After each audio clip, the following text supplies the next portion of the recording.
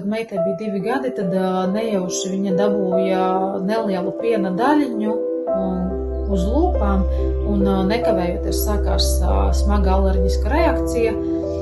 Meitai uzpampa lūpas, parādījās nātrene, pa visu ķermeni niezoša, tātad elpošanas sistēmas problēmas, kas bija iesnas un asarojošas acis, un, protams, viņa kļuva apātiska.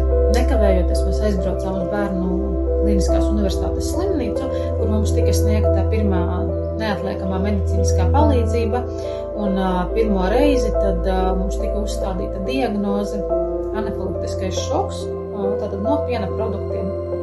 Mūsu neatņemama ikdienas dzīves sastāvdaļa ir adrenalīna autoinjektors, kas atrodas meitas somā, un bez šīs somas mēs nepametam savu dzīves vietu.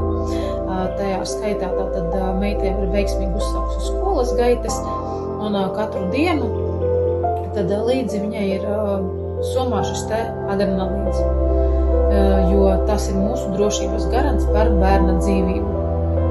Viss smagākais, ko es atceros tad, no pieredzes, kura mums ir bijusi, kad meita tika aizvesta pie zobu higienista un mutē tika tad iesmērēta zobu pasta, kura saturēja piena daļiņas, un nekavējoties sākās smaga alerģiska reakcija, kas tajā laikā tātad arī izpaudās kā nātrene, sēkšana, pievienojās astma un, protams, šīs te iesnas, acu asarošana, un mums jau bija šis te epipena adrenalīna autoinjektors līdzi, un vīrs tad injicēja meitai kājā šo te adrenalīnu. Nekavējoties tika izsaukta neatliekamā medicīniskā palīdzība, un mēs tikām nogādāti Bērnu Kliniskās universitātes slimnīcā. Pēc šīs te epizodes, protams, nāca līdzi psiholoģiskas sekas, kas bija bailes.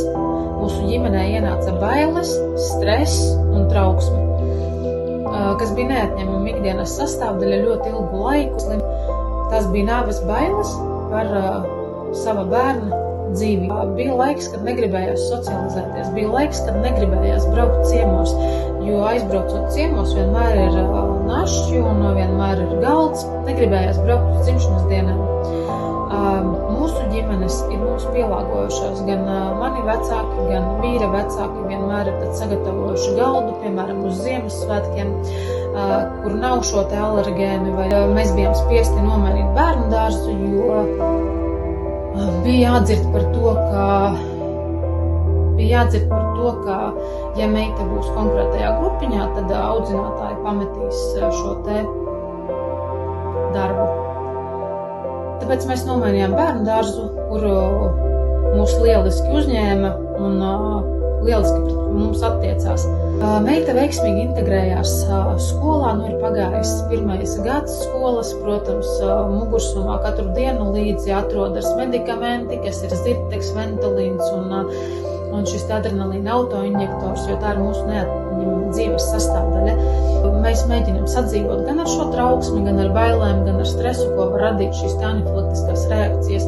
Es gribu teikt, ka meitai drīz būs 8 gadi, un mēs joprojām sadzīvojam ar šo te smago pārtikas alerģiju, bet gadiem ejot šī te dzīve paliek arī mierīgāka, jo meita arī ir ļoti pieaugusi savā prātā un prot uzņemties atbildību par sevi. Viņa zina, ka viņa nedrīkst ēst konkrētas lietas, un viņa nekad arī tad neēdīs to.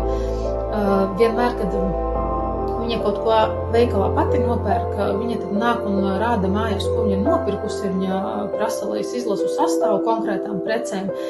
Un viņa prot uzņemties par to atbildību, tāpēc mūsu šī te ikdiena paliek arvien vieglāka un vieglāka. Un tas, ko mēs izdarījām, kad meitai konstatējām šo te smago pārtikas alerģiju, anafilaktisko šoku, mūsu ģimenē mēs pilnīgi atteicāmies no piena produktiem. Mūsu mājās nav piena produktu, mēs tos neiepērkam un es negatavoju neko, kas varētu saturēt pienu. Šādā veidā mums ir lieliska, droša vide, kurā nav nepieciešams papildus baidīties par to, ka kaut kas nejauši varētu notikt. Tā kā mēs esam ļoti piesardzīgi, mēs sadzīvojam ar šīm te ar šo te alerģiju un esam ar gaišu skatu nākotnē, ka kādreiz tas viss paliks aiz muguras un ka kādreiz tas beigsies.